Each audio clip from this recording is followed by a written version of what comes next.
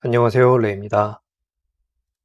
오늘은 홈 어시스턴트를 설치하고 나서 기본적으로 홈 어시스턴트란 어떤 식으로 동작을 하는지, 어떤 화면을 가지고 있는지 이런 것에 대한 내용을 강의해 보려 합니다. 먼저 인터넷 창을 열어주시고 홈 어시스턴트를 설치한 IP 콜론 8123을 입력해 주세요.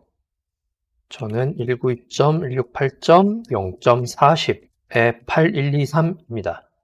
혹시 HASS OS로 설정하신 경우, 즉 홈 어시스턴트 페이지에서 기본 제공하는 이미지 파일로 설치된 경우 홈 어시스턴트 local 8123으로 접속을 하셔도 됩니다. 사용자 이름은 어카운트 네임으로 만든 걸 입력해 주시면 됩니다. 저는 이렇게 입력을 했었습니다. 비밀번호를 입력하시고 다음을 눌러주세요. 로그인이 완료되면 우측 하단에 로그인 상태를 유지하시겠습니까? 라고 나오는데 얘를 누르게 되면 나중에 이 페이지에 다시 접속을 할 때 로그인 페이지가 안 뜹니다. 그냥 저는 얘를 눌러줄게요. 업데이터는 지금 설치되어 있는 것보다 더 나중 버전이 있는지 여부를 확인해 주는 겁니다. 다음 라즈베리 파이의 파워는 문제 없다고 나오고요.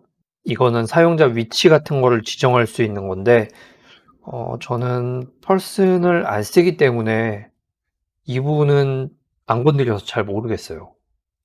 그리고 선은 태양의 상태 이런 것들로 자동화를 할 수 있기 때문에 선 스테이터스가 있습니다. 그리고 기본적으로 날씨가 여기에 나옵니다. 이것까지가 딱 기본 화면이에요. 아무것도 설정하지 않은 기본 화면. 자, 이제부터 홈 어시스턴트의 각 메뉴를 알아보겠습니다. 좌측에 보시면은 둘러보기라고 되어 있죠. 이거는 말 그대로 그냥 이 화면으로 돌아오는 거예요. 지도로 갔다가 뭐 다른 데로 갔다가 요거를 누르면은 이 화면이 나오는 거죠. 가장 기본적으로 러브레이스, 즉 홈 어시스턴트를 컨트롤함에 있어서 표시되는 페이지를 보는 거라고 보시면 됩니다. 뭐 둘러보기 말고 이름을 바꾸실 수도 있어요. 그런데 기본 화면은 이렇게 되어 있습니다. 지도는 말 그대로 설정한 집 또는 기타 등등 존에 설정되어 있는 것들이 다 여기에 표시가 됩니다. 딱히 저는 위치 기반 자동화를 안 쓰기 때문에 별로 필요는 없어요. 하지만 이런 것들이 필요하신 분들이 있겠죠. 가령 자녀의 휴대폰이 학교에 가거나 학원에 가거나 아니면은 학교에서 나오거나 학원에서 나오거나 이런 것들을 확인하여 로그를 만들고 싶다. 아니면은 내가 직장에서 퇴근할 때 뭐 아빠가 이제 퇴근해요 라는 멘트를 집으로 날릴 수 있다던가 이런 식으로 쓸 때 좋은 이 지도를 쓸 수가 있습니다. 우측 상단에 보시면은 연필 모양이 보이시죠? 클릭하시면은 지역이라는 항목으로 이동합니다. 자, 지금은 홈으로 되어 있는데 지금은 이거 하나만 설정이 되어 있는 거예요. 우측에 보시면은 하나만 설정이 되어 있죠? 우측 하단에 노란색 버튼이 있습니다. 클릭해 주시면은 추가가 가능합니다. 이름은 워크로 한번 해볼게요. 지역을 대략 저는 한 여기쯤에 두고 반경을 설정할 수 있습니다. 반경은 한 이만큼 해볼게요. 요 반경은 미터 단위인 걸로 기억합니다. 위도 경도는 찍으면은 자동으로 찍혀지는 거고 이런 식으로 변경이 되죠. 아이콘은 설정을 할 수도 있는데 안 하셔도 돼요. 이거는 MDI 아이콘 방식에 따르기 때문에 아이콘 알고 계신 거 있으면은 여기다 입력을 하시면 됩니다. 자, 이렇게 하셔서 만드시면 되고 자동화만 할 거다. 그러면은 프론트엔드 쪽에 즉 아까 보였던 화면 쪽에는 안 보이게 됩니다. 근데 뭐 저는 그냥 이렇게 놔두고 만들어 볼게요. 만들기를 누르시면 워크라는 항목이 새로 생겼습니다. 두 개가 생기죠. 지도에 보시면은 이렇게 두 개가 생겼습니다. 자, 지도는 이런 식으로 활용을 하시면 되고, 로그북이 있습니다. 로그북은 홈 어시스턴트가 동작되고 있는 로그를 보는 거예요. 그런데 뭐 오류 메시지나 이런 것들이 아니라 홈 어시스턴트가 시작되었다, 아니면은 어떤 스위치가 켜졌다, 꺼졌다, 자동화가 동작이 되었다, 이런 내용들을 여기에 다 표시가 됩니다. 지금은 실행을 한 게 없기 때문에 내용이 거의 없습니다. 기록 그래프는 히스토리입니다. 로그북과 비슷하긴 한데 한 화면에 원하는 내용들을 쭉 모아서 나열해 주기 때문에 어떤 면에서는 보기가 굉장히 편리합니다. 지금은 설정되어 있는 내용들이 거의 없기 때문에 별로 안 나오는데, 온도라던가 습도 이런 것들을 다 여기서 모니터링을 할 수가 있어요. 그래프 형태로 이루어져 있습니다. 요거는 나중에 설명을 해드릴게요. 미디어 브라우저. 미디어 브라우저는 얼마 전에 추가된 기능인데, 연결되어 있는 그 오디오나 비디오 같은 거, 이미지 파일 같은 거를 여기에 설정을 해서 바로 뭐 실행시키거나 볼 수 있는 그런 종류로 알고 있습니다. 개발자 도구. 개발자 도구는 굉장히 많이 쓰는 것 중에 하나입니다. 크게 상태, 서비스, 템플릿, 이벤트로 나눠져 있고요. 여기서 저희가 제일 많이 쓰는 거는 아무래도 상태 쪽입니다. 왜 이걸 많이 쓰느냐? 여기에서 확인이 되는 내용들을 가지고 자동화를 진행하거나 동작의 상태를 지켜보거나 그럴 수 있기 때문입니다. 홈 어시스턴트의 기본은 상태 항목에 있는 것들을 기준으로 합니다. 물론 몇 가지 예외는 있어요. 이벤트라던가 아니면 타임 등등으로 사용하는 것들은 여기를 참조하지 않는데, 대부분의 작업은 상태에 있는 것들을 기준으로 합니다. 가령 내가 공기청정기를 추가를 했다. 그런데 여기에 표시되지 않는다. 그러면 제대로 추가가 안 된 거예요. 혹시나 추가가 되었는데 일부 내용이 누락이 되어 있다. 그러면은 그걸 기준으로는 자동화를 못 시킵니다. 반드시 여기에 구성 요소가 표시가 되고 상태값이 나오고 속성 부분에 값들이 있어야 여기에 있는 내용들을 기준으로 자동화를 할 수가 있습니다. 예를 들면 sun.sun, 이거는 태양 상태에 대한 값입니다. 지금은 호라이즌보다 위에 있습니다. 이게 below horizon으로 가게 되면 자동화를 시킬 수가 있겠죠. 속성의 엘리베이션 값이 특정 수치 이상으로 올라가거나 이하로 내려갈 때 자동화를 실행시키거나 할 수도 있습니다. 하지만 엘리베이션이라는 값 대신 뭐 엘리베이터라고 치면은 동작이 안 됩니다. 왜냐? 지원하지 않기 때문이죠. 여기에 없는 것들은 못 써요. 그렇기 때문에 항상 내가 무언가를 추가하고 그걸로 자동화를 하거나 제어를 하려고 할 때는 상태에서 어떤 이름을 가지고 있고 어떤 상태에 어떤 속성을 가지고 있는지를 반드시 확인하셔야 됩니다. 이거는 차후에 자동화 관련된 내용을 진행할 때 다시 한번 다루도록 하겠습니다. 서비스. 서비스는 홈 어시스턴트에서 실행할 수 있는 명령어들의 모음이라고 보시면 됩니다. 오토메이션을 리로드한다. 말 그대로 자동화인데, 자동화를 설정을 하고 그냥 두면은 동작이 안 됩니다. 반드시 다시 로드를 시켜주셔야 돼요. 오토메이션을 토글하고, 토글이란 현재 상태에 반대로 가는 거죠. 켜져 있으면은 끄고 꺼져 있으면은 켜고, 이런 식으로요. 오토메이션 트리거는 자동화의 조건 여부와 상관없이 그냥 자동화를 실행시킵니다.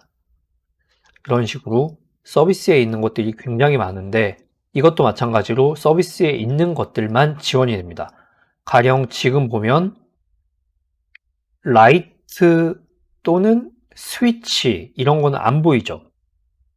여기쯤에 스위치가 있어야 되는데 스위치가 없어요. 라이트도 마찬가지로 안 보입니다. 그 이유는 이 홈 어시스턴트에는 라이트도 없고 스위치도 없고 아무것도 없기 때문에 지금 여기에서 동작 가능한 목록만 표시가 되기 때문입니다. 그 다음 템플릿. 템플릿은 굉장히 복잡한 내용이라 이거는 그냥 나중에 다룰게요. 나중에 다루는데 혹시나 템플릿에 관심이 있으신 분들은 여기에서 값을 다 체크를 하시면은 자동화에 굉장히 편하게 적용을 하실 수가 있습니다. 그리고 대망의 슈퍼바이저. 홈 어시스턴트를 조금 더 복잡한 방법으로 설치하는 가장 큰 이유 중에 하나입니다. 상단에 보시면은 대시보드가 있고 애드온 스토어가 있고 스냅샷, 그 다음에 시스템이 나옵니다.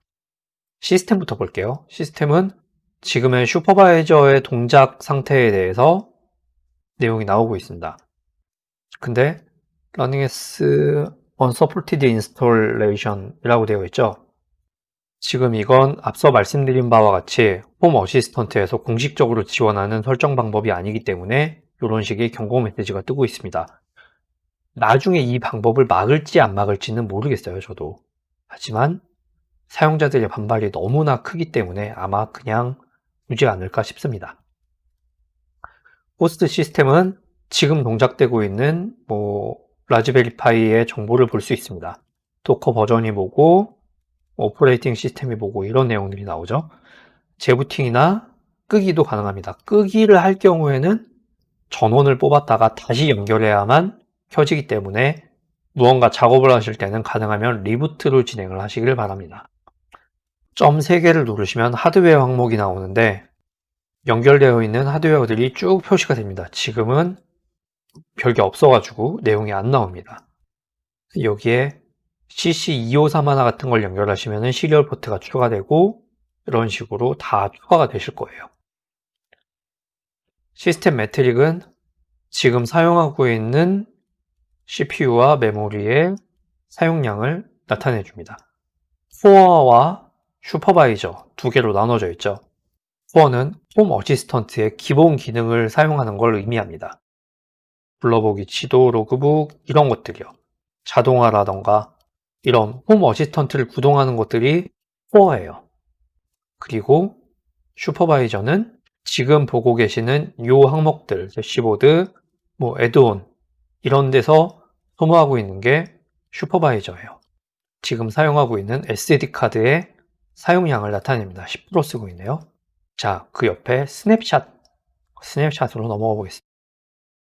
지금은 아무것도 없는데 네임에 적당히 테스트라고 치고 스냅샷을 만들어 보겠습니다. 풀 스냅샷은 홈 어시스턴트를 구성하는 모든 내용을 전부 백업합니다. 홈 어시스턴트 뿐만 아니라 슈퍼바이저에 있는 모든 내용들, 설치한 애드온이라던가 그런 것들까지 전부 백업이 됩니다.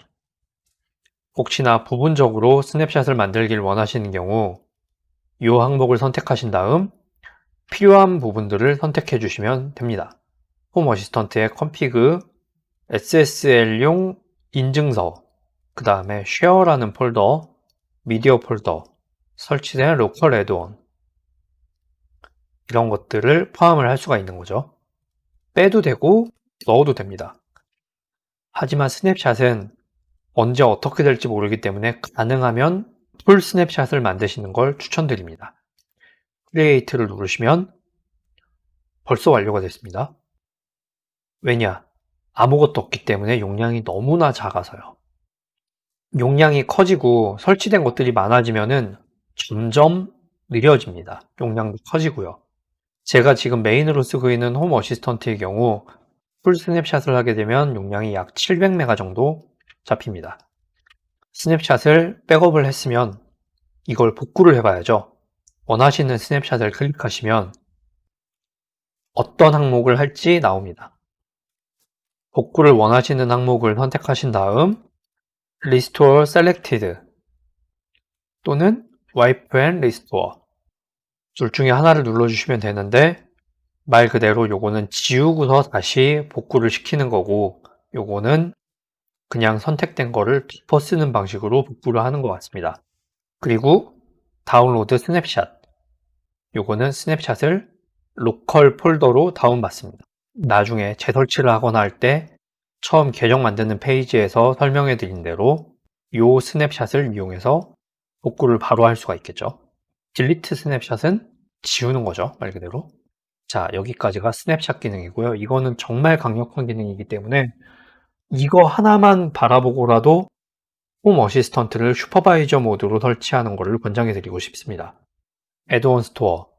애드온 스토어는 기본적으로 오피셜 애드온과 홈 어시스턴트, 커뮤니티 애드온 이렇게 두 가지로 나눠집니다. 오피셜 애드온에는 굉장히 여러 가지가 있습니다.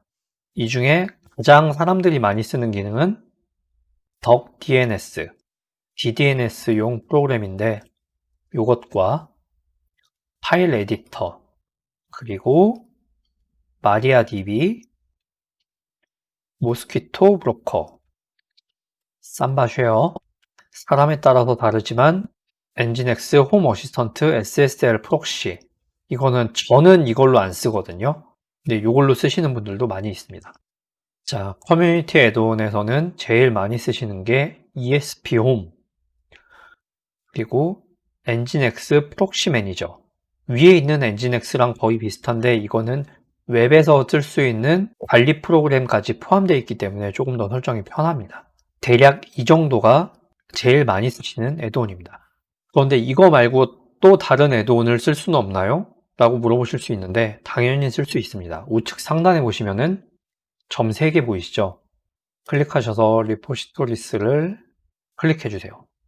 그러면 지금 하나만 추가되어 있는 게 보이실 겁니다. 여기에 원하는 애드온에 리포를 넣으시고 애드를 눌러주시면 추가가 됩니다. 요거는 애드온 관련 내용을 다룰 때 다시 한번 설명을 드리겠습니다.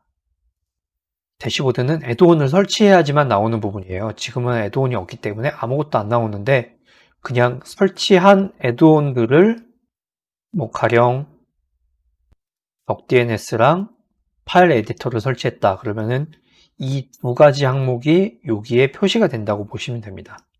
그냥 내가 설치한 애드온들을 볼 수 있는 거죠.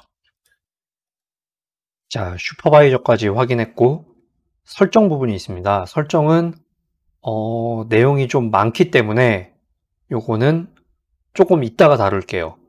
지금은 넘어가도록 하겠습니다. 알림은 새로운 디바이스가 발견이 되었다던가 아니면은 로그인을 실패했다던가 이런 내용들이 여기서 확인이 됩니다. 알림을 확인하셨으면 해제를 눌러주세요. 맨 아래쪽에 있는 건 프로필입니다. 프로필을 선택해 주시면 언어를 선택할 수도 있고 테마, 색상 등을 선택할 수가 있습니다. 대시보드는 지금 하나밖에 없기 때문에 그냥 디폴트로 되어 있고요. 사이드바에 있는 순서를 변경 또는 숨기기를 할 수가 있습니다. 편집을 누르시면 좌측에 이런 식으로 선택을 할 수가 있고 끌어가지고 위치를 옮길 수가 있습니다. X를 눌러서 없앨 수도 있고요. 없어진 아이들은 이렇게 플러스 버튼이 생겨서 따로 분리가 됩니다. 플러스 버튼을 누르시면 다시 돌아갑니다. 다 되었으면 완료를 눌러주세요. 여기까지 가지 않고 더 편하게 할 수도 있습니다. 좌측 상단에 있는 홈 어시스턴트라는 이름을 길게 눌러주세요. 마우스 커서가 약간 바뀌었죠? 떼면 바로 진입을 할 수가 있습니다. 항상 사이드바 숨기기. 이거는 사이드바를 옆으로 치워줍니다. 그리고 햄버거 버튼을 누르면 이렇게 팝업이 되죠. 하지만 저는 켜두겠습니다. 다시 켰더니 작게 나오네요. 햄버거 버튼을 눌러주시면 다시 커집니다. 진동 효과는 휴대폰에서 사용할 때 나오는 거고요. 푸시 알림은 무시하도록 하겠습니다. 안 쓸 거예요. 고급 모드는 가능하면 켜주시는 게 좋습니다. 나중에 쓸 때가 있기 때문에 꼭 켜주셔야 돼요. 자동 연결 종료 하셔도 되고 안 하셔도 됩니다. 지금 비밀번호를 변경할 수가 있고 2차 인증 같은 거를 설정할 수도 있습니다. 이 부분은 그냥 넘어가도록 하겠습니다. 자, 여기까지 홈 어시스턴트의 전체적인 메뉴 구성에 대해서 알아보았습니다. 다음 시간엔 조금 더 진도를 나가보도록 하겠습니다. 시청해주셔서 감사합니다.